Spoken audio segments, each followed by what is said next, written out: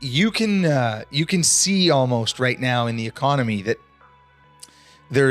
it's almost like a battle between really, really slow GDP and high unemployment and a really depressed version of our economy.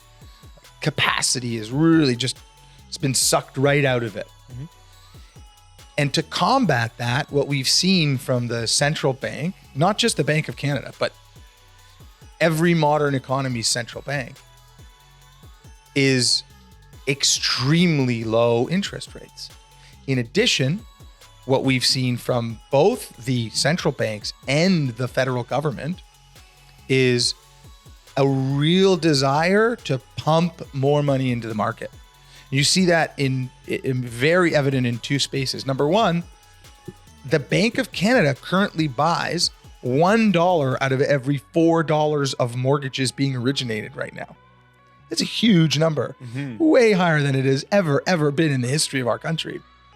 And what it's doing is it's stimulating lending and maintaining liquidity in lending so that the system is still moving in an environment where there is so much uncertainty and the economy is doing so poorly. The other thing we're seeing is the federal government spending, the programs that they've introduced, the enhanced unemployment benefits are one, but even more so, the emergency wage subsidy, the supplementation of 75% of payroll is such a massive number. And I read a stat recently that it was $2.50 for every $1 of income lost is being pumped into the market by the Canadian government, pumped into people's wages and unemployment benefits. So this economy is currently balancing between these two, like kind of the fundamentals of what are happening and this massive injection of liquidity. And most days, the scorekeeper in this is the stock market, right? So if you're watching the stock market, you can see the score. And for the most part, we've seen liquidity and low interest rates win. But on days like today, fundamentals are winning. Mm-hmm. And I think it's hard to bet on fundamentals when you don't even know the full extent of the tools available to stimulate the economy through low interest rates and liquidity. And we were taught this lesson in 2008, right? Mm-hmm. 2008, we thought we were heading for a massive correction. I thought we were heading for a massive correction. And we saw the Federal Reserve in the United States institute quantitative easing, which very few people had even heard of in advance of them bringing in quantitative easing, which is just the injection of $80 billion of liquidity into the American financial market just every single month.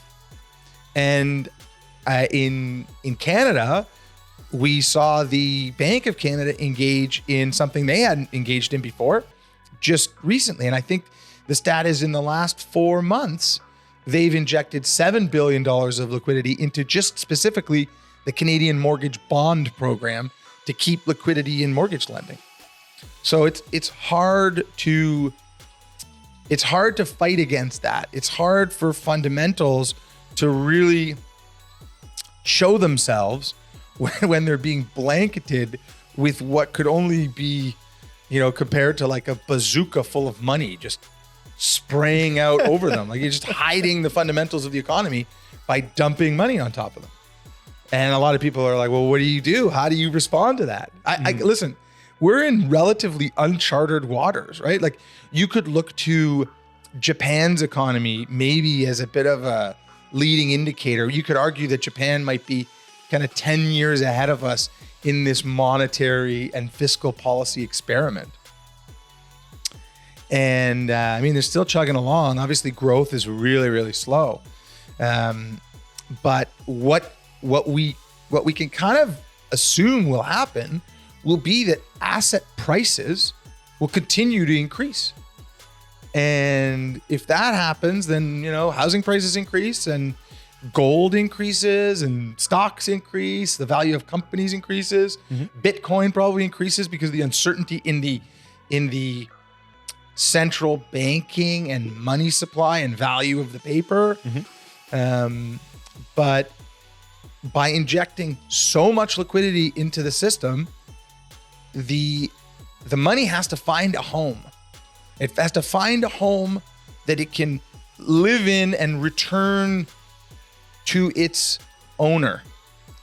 The real problem with this monetary and fiscal stimulus is probably for the lower income and even middle income earners. Because if they're getting supplemented right now, and they very likely are, and they don't have assets, they will simply be existing on the money that they're receiving. They're simply just going to exist on the money that they're receiving. They'll be unable to purchase an asset and really enjoy the appreciation of those assets. So as prudent as it may look today to be covering so much of wages and these unemployment benefits, and as well received as it may be for the people that are getting these stimulus checks, and they're necessary, right? Like, I don't know. I mean, the reality of the hardship that we would have endured, it will never be known. But maybe rest assured, it's probably pretty bad.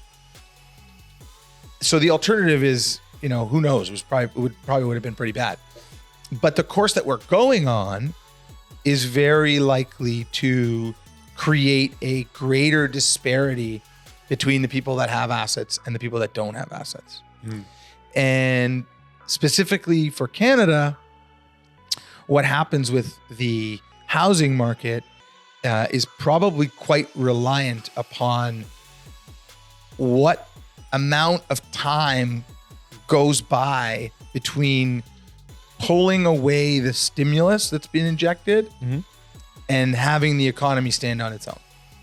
So I think the federal government, the Bank of Canada, I think all of the kind of interested stakeholders are very aware of that.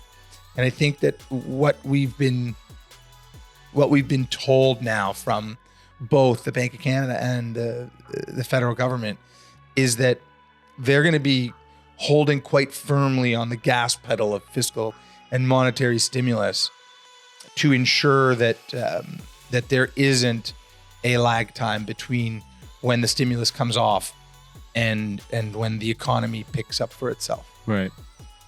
Which, I mean, I'd love to say it is a good thing superficially, is a good thing because it just kind of continues the economy. But maybe the economy is meant to absorb a financial shock every once in a while. And it seems like nobody wants the system to absorb a financial shock. Like the last two events that should have caused financial shock were muted by monetary and fiscal policy.